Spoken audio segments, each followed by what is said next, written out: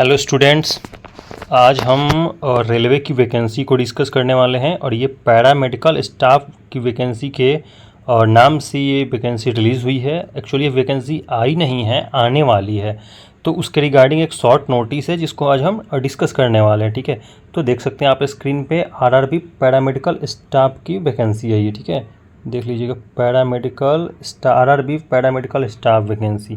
ये पैरामेडिकल के नाम से आई हुई है, बट इसमें पैरामेडिकल की वैकेंसी के साथ साथ नर्सिंग की भी वैकेंसी है। उसी के रिगार्डिंग आज हम चर्चा करने वाले हैं। Clear guys? तो अब देख लीजिए, RRB paramedical recruitment is being railway recruitment board. RRB paramedical vacancy for different post candidate must keep a close on reading the official websites information eligibility application process and important dates.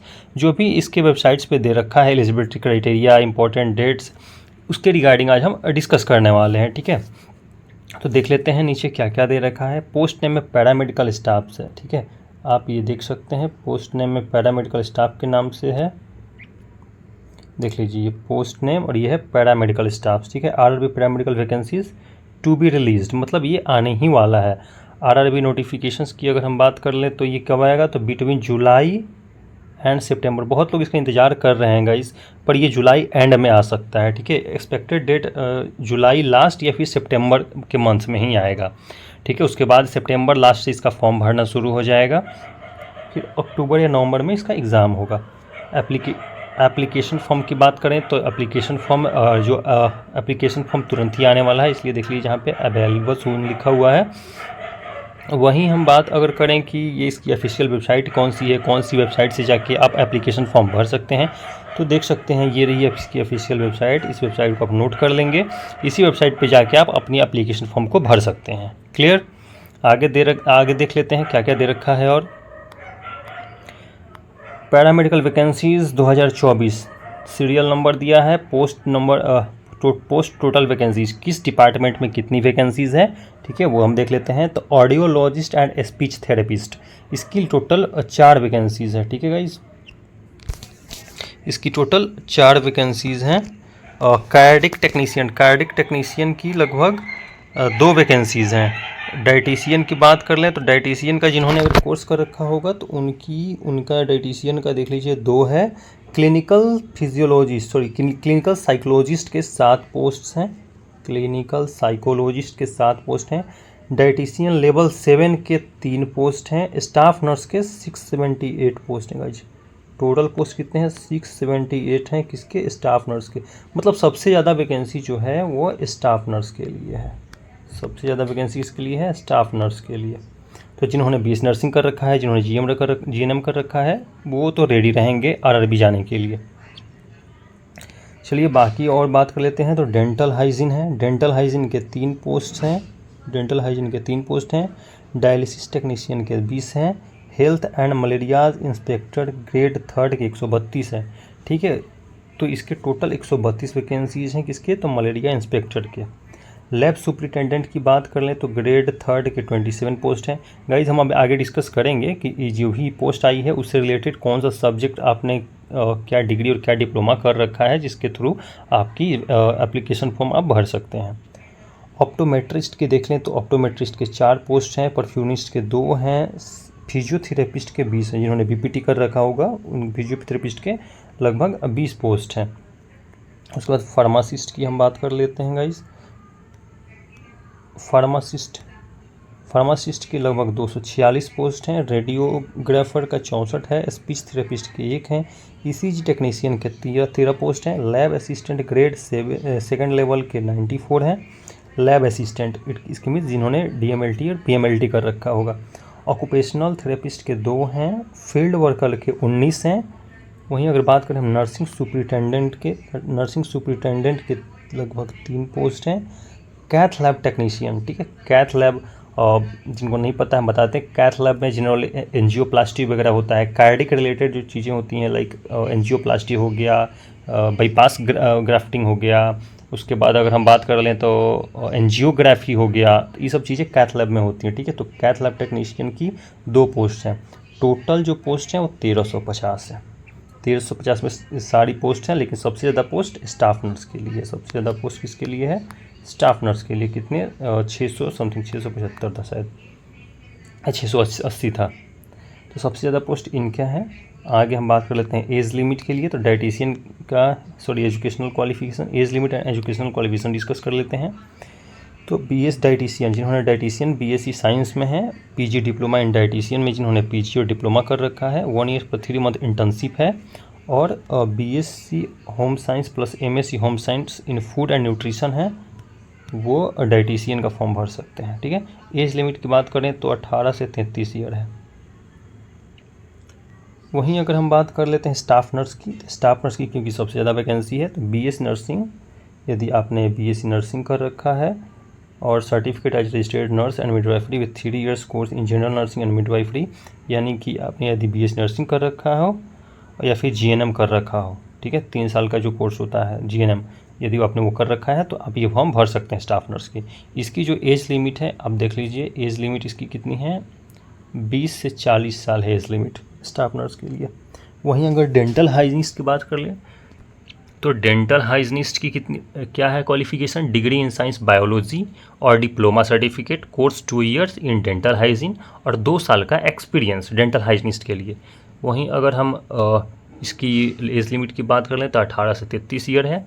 Dialysis technician की अगर बात कर लें तो BSc with diploma in hemodialysis, यदि आपने BSc या diploma कर रखा है हेमोडायलिसिस में और आपके पास 2 साल का एक्सपीरियंस है तो आप डायलिसिस टेक्नीशियन का फॉर्म भर सकते हैं, और यदि आपका एज 20 से 33 ईयर के बीच में है तो। आगे हम एक्सटेंशन एजुकेटर्स की बात कर लेते हैं। एक्सटेंशन एजुकेटर्स में क्या है देख लीजिए। Extension educator graduation in social work, sociology, community education plus 2 years diploma in health education, plus 2 year diploma in health education में जिन्होंने कर रखा है और जिनका एज 22 से 35 के बीच में है वो ये फॉर्म भर सकते हैं। ऑप्टीमेट्रिस्ट की बात कर लेते हैं तो बीएससी इन ऑप्टोमेट्री और डिप्लोमा इन ऑप्थेल्मिक टेक्नीशियंस और 3 to 4 ईयर्स का जो कोर्स होता है वो प्लस काउंसिल रजिस्ट्रेशन आपके पास है तो आप ऑप्टोमेट्रिस्ट का फॉर्म भर सकते हैं। इसकी एज लिमिट कितनी है तो इसकी है 18 से 33 साल। चलिए परफ्यूनिस्ट की बात कर लेते हैं। तो परफ्यूनिस्ट की क्या है, perfusionist BSc with diploma in perfusion technology और BSc plus 3 year experience as cardiopulmonary pump technician. यदि ये डिग्री आपके पास है, डिप्लोमा और डिग्री यदि आपके पास है तो आप ये फॉर्म भर सकते हैं, और आपकी जो एज लिमिट है वो 21 से 40 साल के बीच में होनी चाहिए।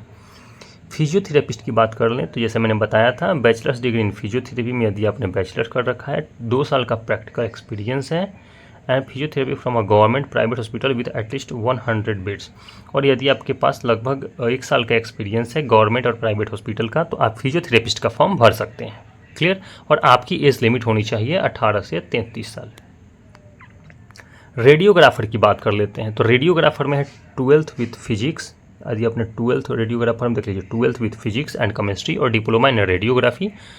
एक्सरे टेक्नीशियन 2 साल जो एक्सरे टेक्नीशियन का कोर्स होता है यदि आपने 2 साल का कर रखा है, और science graduate with diploma in radiography preferred, यदि आपने डिप्लोमा कर रखा है रेडियोग्राफर में तो आप ये फॉर्म भर सकते हैं, और आपकी एज लिमिट होगी 19 से 33 साल। गाइस जो मैं एज लिमिट बता रहा हूँ ना ये कैटेगरी वाला नहीं है, ठीक है। यदि आपने किसी कैटेगरी से बिलोंग करते हैं तो उसका आपको छूट अलग से मिलेगा, ठीक है। ये जनरल का है, ये जनरल लोगों के लिए है, मतलब ये एज लिमिट, और कैटेगरी वालों के लिए अलग है, ठीक है। कैटेगरी के लिए 2 साल 3 साल 4 साल की छूट है।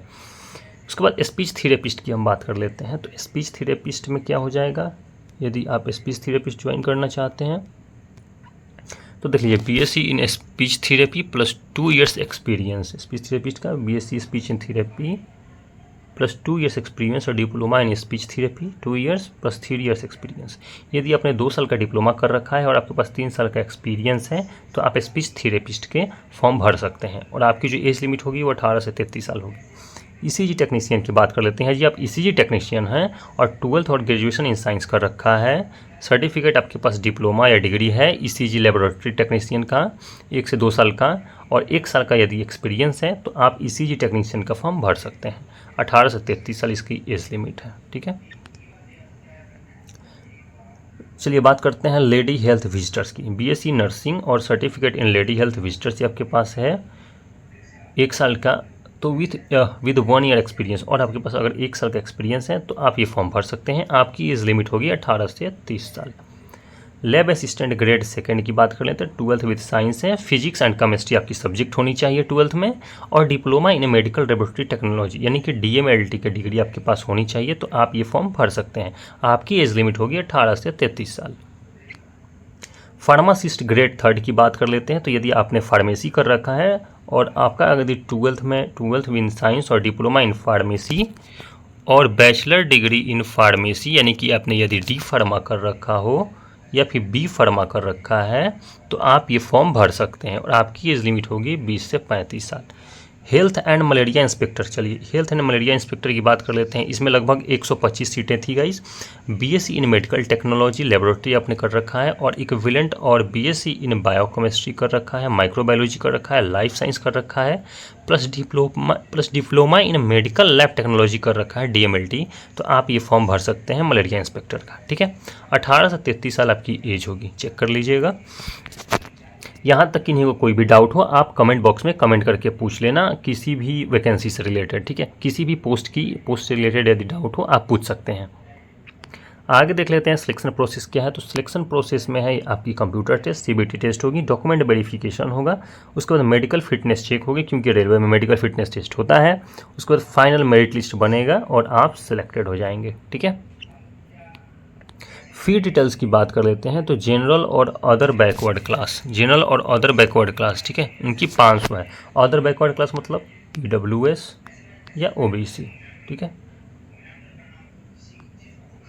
EWS हो या OBC हो, आपका 500 रुपया फ़ी लगेगा एप्लीकेशन फ़ी। वहीं SC ST और एक सर्विसमैन, PWD, फीमेल और transgenders minorities economically backward class की बात करें तो 250 रुपया फ़ी है। क्लियर गाइस, ये रही एप्लीकेशन फ़ी। अब बात करते हैं कि हाउ टू अप्लाई। तो ये सारे की पॉइंट्स दे रखा है, आप कैसे अप्लाई कर सकते हैं। सबसे पहले आपको उसकी वेबसाइट पे जाना है। ठीक है, उसके बाद RRB की जो पैरामेडिकल रिक्रूटमेंट आई होगी उस पर आपको टैप करना है, फिर उसको अप्लाई करना है, फिर क्वालिफिकेशन डिटेल्स डालनी है, आपकी फ़ोटोग्राफ, सिग्नेचर, वट जो भी आपको लगेगा वो आपको अपलोड करना है और फिर आपको अपनी प्रिंट कर लेनी है। ठीक है, देन पैसा भी पे करना है गाइस, बिना पैसे का तो कुछ होता नहीं है। पे the required amount using a debit card, credit and net banking. ठीक है, तो इस तरीके और UPI से, तो इस तरीके से आप फॉर्म को भर सकते हैं। इस एप्लीकेशन में इतना ही था। इस नोटिस में जो भी था वो हम आपके साथ डिस्कस कर चुके हैं गाइस। अगर यदि कोई चीज़ समझ में ना आई हो तो प्लीज़ आप कमेंट करके पूछ लेना, मैं कोशिश करूँगा आपके कमेंट्स का रिप्लाई मैं इनिशियली जितना जल्दी हो सके उतनी जल्दी दे दें। ठीक है, इस वीडियो में इतना ही रखते हैं गाइस। वीडियो को चैनल को सब्सक्राइब कर लीजिएगा, यदि वीडियो अच्छा लगा वो लाइक कर लीजिएगा। और इस चैनल को सब्सक्राइब करने का एक फ़ायदा है गाइस, कोई भी वैकेंसी मेडिकल से रिलेटेड, पैरामेडिकल से रिलेटेड आएगी ना, सबसे पहले आपको मिल जाएगी। तो इस चैनल को सब्सक्राइब कर लीजिएगा। इस वीडियो में इतना ही है। Thank you.